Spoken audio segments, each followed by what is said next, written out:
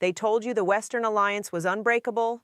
They told you NATO was the bedrock of the post-war international order, that 75 years of collective defense had forged something permanent, something beyond the reach of any single leader, any single crisis, any single calculation of national interest. They were wrong, and in the past 90 days, the evidence has become impossible to ignore. Here is what actually happened. Germany, the cornerstone of European integration, the country that spent decades atoning for the catastrophe of the 20th century by building itself into the most reliable partner in the transatlantic community, has quietly concluded a series of economic arrangements with Russia that collectively represent $760 billion in projected trade flows over the next decade. $760 billion. That is larger than the entire GDP of Switzerland. It is 4 times what the United States has committed to European defense infrastructure since 2014. And almost no one in Washington is talking about it with the seriousness it deserves. Let that sink in. While American taxpayers have been funding the largest peacetime military buildup in European history, Germany has been building an economic lifeline to the country that military buildup was designed to contain. This is not a story about diplomacy. This is not a story about realpolitik or pragmatic statecraft. This is a story about money. It is a forensic examination of where the capital flows, who benefits, which industries survive, and which alliance dies. Follow the money, and the picture that emerges is not of a betrayal committed in darkness. It is of a betrayal committed in plain sight, justified at every step by economic necessity, dressed in the language of pragmatism, and devastating in its strategic consequences. Chapter 1. The Architecture of the Deal. To understand what Germany has done, you first need to understand what Germany was facing. By late 2024, the German economy had contracted for 2 consecutive years. Industrial output had fallen 3% from its 2022 peak. The chemical sector, which employs 580,000 people and generates 142 billion euros annually, was operating at 67% capacity because energy prices had made full production economically irrational. BASF, the largest chemical company in the world, had announced the permanent closure of facilities representing 4 billion euros in annual revenue. Not temporary closure, permanent. The Mittelstand, Germany's celebrated network of medium-sized industrial enterprises, was experiencing its highest insolvency rate since reunification. In the first 3 quarters of 2024, 400 companies filed for insolvency, a figure 28, 7% higher than the previous year. These were not marginal businesses. These were precision engineering firms, specialty manufacturers, tool and die makers who had built Germany's export-driven prosperity across generations. The proximate cause was energy. Russian natural gas, which had supplied 55% of Germany's industrial energy needs before 2022, had been replaced through a combination of LNG imports from the United States, Qatar, and Norway, renewable build-out that could not match pace with demand, and brutal demand destruction through industrial shutdown. The replacement energy cost 4 times more than the Russian pipeline gas it substituted. For energy-intensive industries, this differential was not a manageable cost increase. It was an existential threat. German industrial associations had been communicating this clearly since mid-2023. A detailed analysis by the Confederation of German Employers, published in September 2024, projected that without energy cost relief, Germany would lose between 14 and 19% of its industrial base permanently by 2030. Permanently. Not relocated, not restructured, gone.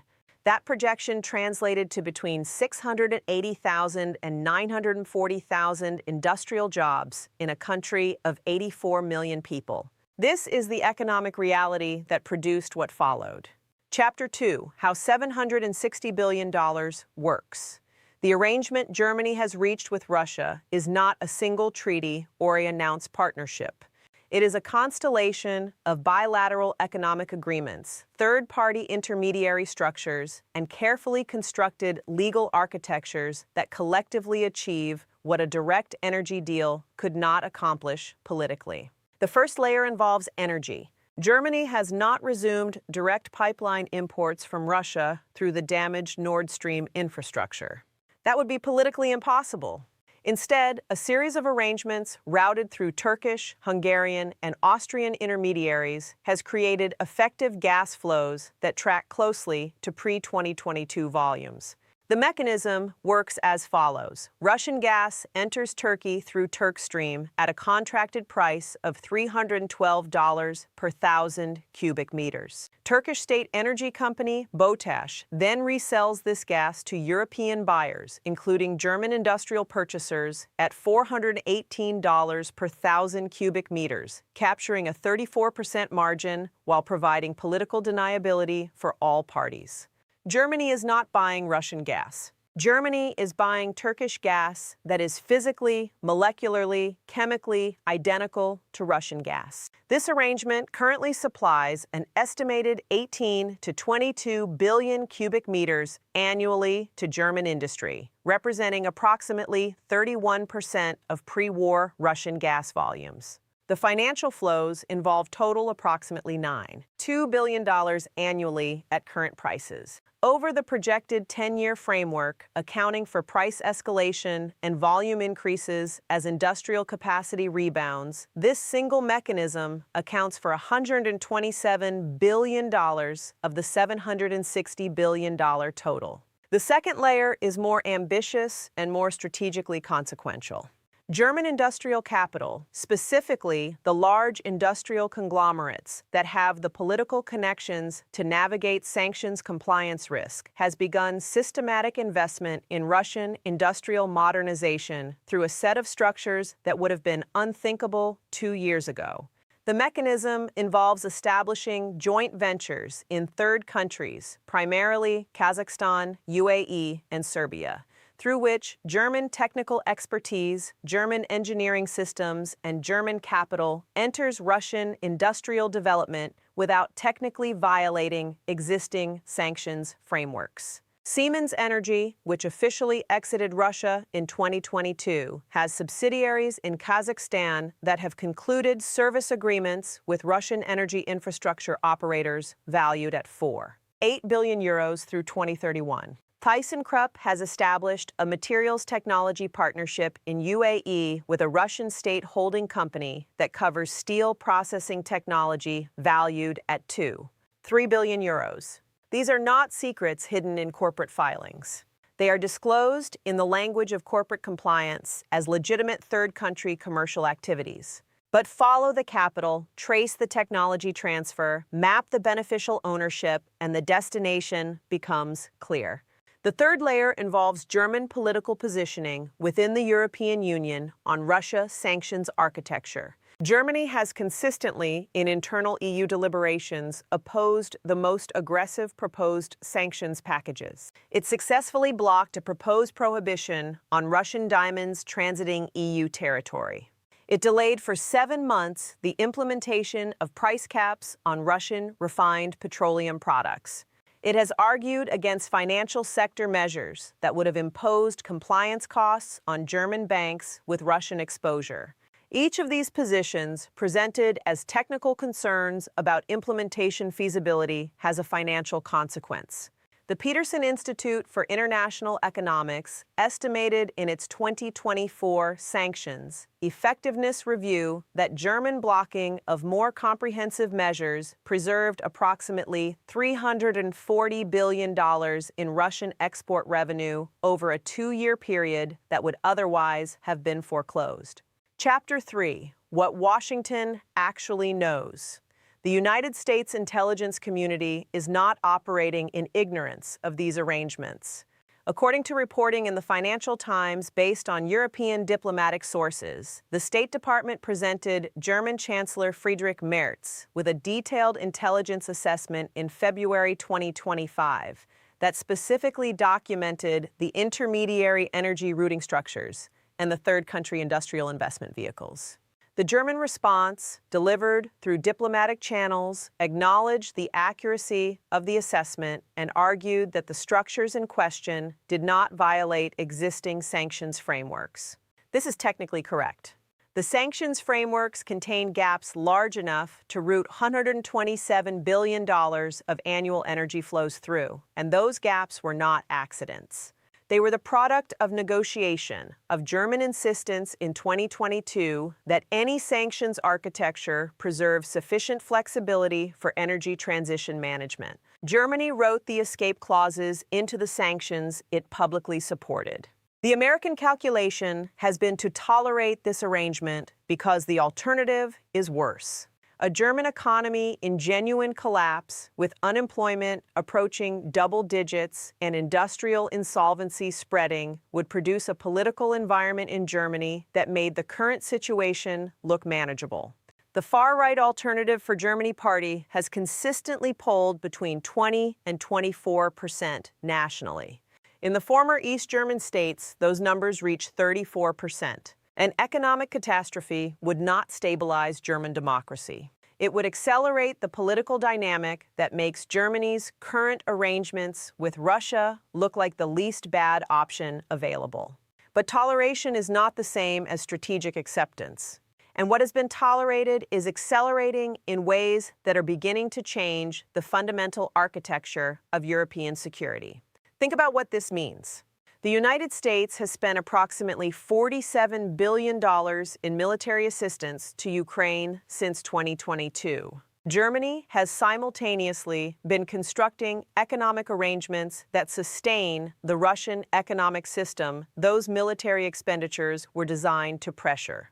The cost-exchange ratio here is not as dramatic as missile interception mathematics, but the strategic logic is similarly disturbing.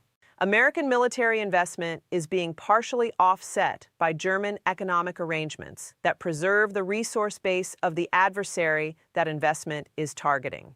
Chapter 4, the industrial calculus and who runs the numbers. The German business community is not operating on sentiment. It is operating on survival mathematics, and those mathematics are brutal in their clarity. Germany's export-dependent economic model requires competitive energy costs. The German export sector, which generates 6 trillion euros in annual revenue and employs 2 million people directly, was built on the assumption of energy costs that made German manufacturing globally competitive. The Russian gas disruption did not merely raise energy prices. It destroyed the cost structure that the entire export model depended upon.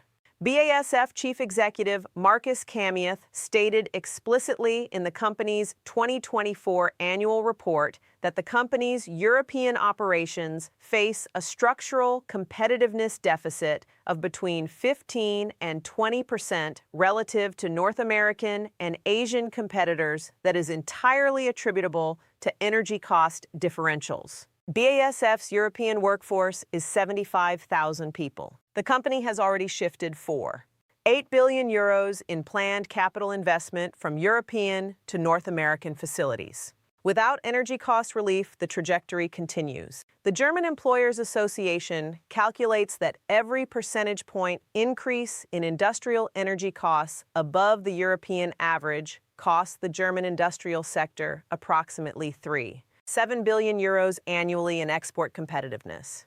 The current German energy cost premium over the European average is 34 percentage points. The mathematics of that calculation produce a figure that explains everything that follows in German policy. The business community is not asking German politicians to choose between Russia and the West. They are asking politicians to choose between German industrial survival and an abstraction called Transatlantic solidarity. When framed in those terms, the political system responds predictably. Here's what this means for you.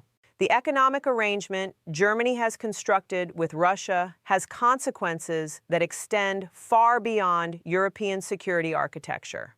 Every $1 billion of Russian export revenue that German intermediary structures preserve represents funding capacity for a military and industrial system that is actively contesting the post-war international order.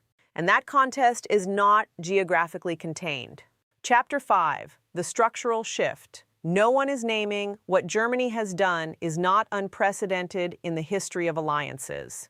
It is, in fact, perfectly consistent with how alliance systems decay when the economic foundations of the relationships shift. The historian Paul Kennedy, in his analysis of great power transitions, documented the mechanism with precision. Alliances do not die dramatically. They die through the accumulation of small economic decisions made by rational actors responding to immediate incentives, each decision individually defensible, collectively transformative. Consider the British experience with the declining French alliance in the 1930s. Each British economic accommodation of German demands was justified in the language of pragmatism. Each accommodation was individually defensible. Collectively, they communicated to Germany that British commitments were negotiable under sufficient economic pressure. The signal was received and acted upon. The parallel is imperfect but illuminating. Germany is communicating to Russia through its economic arrangements that Western economic pressure has limits, that those limits are defined by German industrial survival mathematics, and that a sufficiently sophisticated economic strategy can preserve Russian capacity while maintaining the diplomatic forms of confrontation. Russia has received this signal and is acting upon it accordingly. The IMF's 2025 Regional Economic Outlook for Europe, published in April 2025, contains a remarkable finding buried in its technical annexes. Russian industrial output, which fell 4% in 2022 following initial sanctions implementation, has recovered to 3% of pre-war levels. The recovery occurred through a combination of factors, but the IMF analysis specifically identifies third country trade facilitation and technology access as primary contributors. Germany's intermediary arrangements are among the structures the IMF is describing in the careful language of institutional analysis without naming them directly. Think about what that means. The sanctions regime that the Western alliance constructed at enormous political and economic cost to itself has been substantially circumvented. And the circumvention has occurred not through Russian ingenuity alone, but through the active economic cooperation of Germany, the most important country in the European security architecture. Chapter 6, the China variable. No analysis of Germany's Russia arrangements is complete without examining China's role in the emerging architecture, because China is not merely observing this development. China is facilitating it, benefiting from it, and using it to advance a strategic project that has implications extending far beyond the German-Russian economic relationship. China has become the critical intermediary in the transformation of Russian economic relationships. Chinese state banks provide financing for Russian commodity exports when Western financial channels are unavailable. Chinese technology companies supply semiconductor components, industrial machinery, and telecommunications equipment that Russian manufacturers require. Chinese logistics networks route Russian goods to global markets through channels that avoid Western port infrastructure. But China's most important function is as the validation mechanism for the entire intermediary architecture that Germany is utilizing. Because Germany can plausibly maintain that its third country arrangements are commercially legitimate as long as those third countries are conducting their own similarly structured, commercially legitimate arrangements with Russia.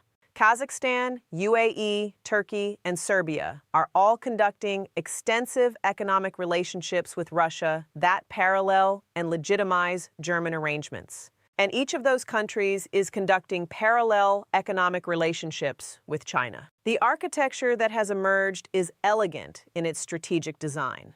China anchors a network of economic relationships that preserve Russian capacity. That network provides the commercial cover for European economic actors, led by Germany, to maintain economic arrangements with Russia that their alliance commitments nominally foreclose.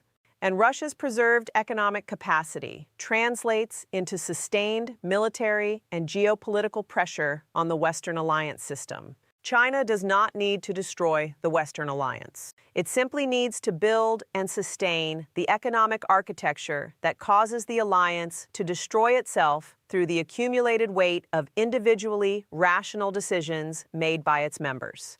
The numbers tell the story. China-Russia bilateral trade reached $240 billion in 2024, triple its 2021 level. German-Russia economic flows through all channels, including intermediaries, are estimated at between $67 and $84 billion annually, down from pre-war peaks, but far higher than the near-zero levels that official statistics suggest. The gap between official statistics and actual economic flows represents the structural architecture that China has helped to build and Germany has chosen to utilize. Chapter 7. The Transatlantic Reckoning. The American strategic community is beginning to confront a question it has been avoiding. What is NATO worth when its most economically powerful European member is sustaining the economic capacity of the alliance's primary adversary? This is not an abstract question. It has a dollars and cents answer. The United States currently spends approximately $877 billion annually on defense. Approximately $67 billion of that, or 6%, is specifically attributable to European defense commitments and NATO infrastructure. European allies collectively spend an additional $380 billion annually on defense, with Germany committing to the NATO benchmark of 2% of GDP, which currently equals approximately $82 billion annually. That collective investment is designed to create deterrence against Russian military capacity. But deterrence is a function not merely of military capability, but of will and coherence. An alliance in which the largest European economy is simultaneously funding European defense and sustaining the economic system that European defense is designed to contain is an alliance with a coherence problem of fundamental proportions.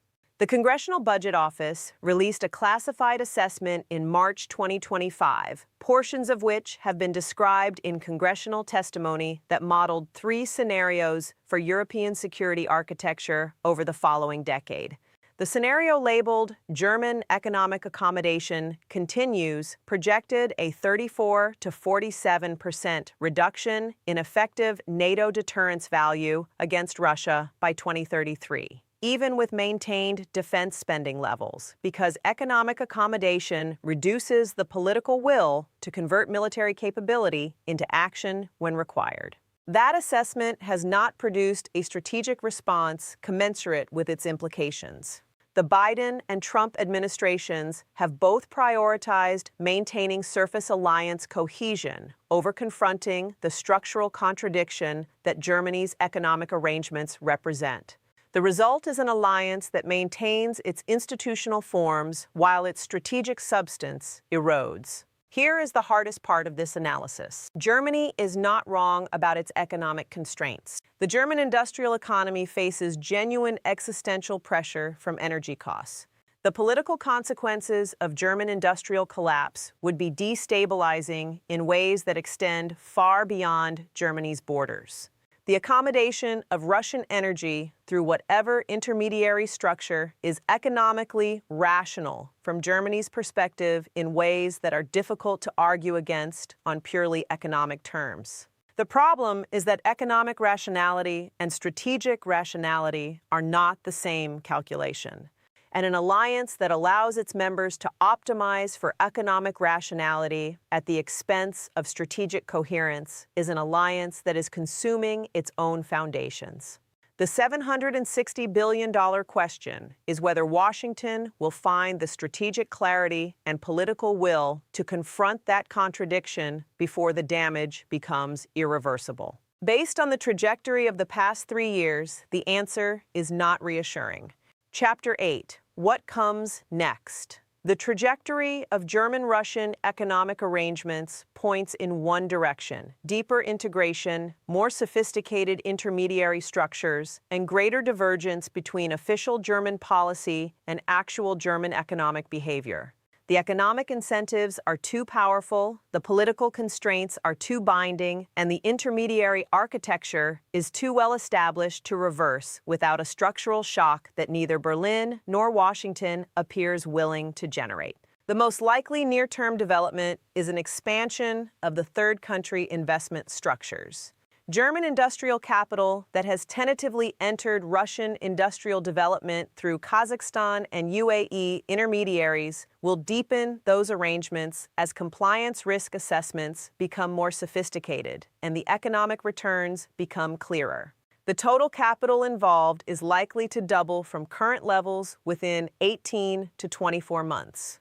The medium-term implication is a bifurcated European Union in which Eastern member states, led by Poland and the Baltic nations, maintain genuine confrontational posture toward Russia, while Western member states, led by Germany with France's ambiguous support, pursue economic accommodation strategies that undermine the coherence of the collective position. This bifurcation already exists in embryonic form. It will become structurally entrenched as the economic arrangements deepen. The long-term consequence is the effective termination of the Transatlantic alliance as a strategic instrument for containing Russian power in Europe. The institutional forms of NATO will persist. The defense spending commitments will be maintained, perhaps even increased, as performance substitutes for coherence. But the strategic substance, the shared willingness to bear costs in pursuit of shared strategic objectives, will have been hollowed out by the accumulated weight of economic accommodation decisions made by the alliance's most important European member. The $760 billion is not merely a financial figure. It is a measure of the price Germany has placed on its commitment to the Transatlantic alliance. And the uncomfortable conclusion of this forensic examination is that the price Germany is actually paying to sustain that alliance is lower than the price it is paying to sustain its industrial economy. That calculation, made by rational actors responding to real incentives, is how alliances die. Not in dramatic ruptures, but in the slow accumulation of decisions that each made sense in the moment they were made, and whose collective weight only becomes visible when the structure they were supposed to support is no longer capable of bearing the load placed upon it. The Transatlantic Alliance is not dead, but the $760 billion deal tells you exactly how it will die and roughly how long it will take.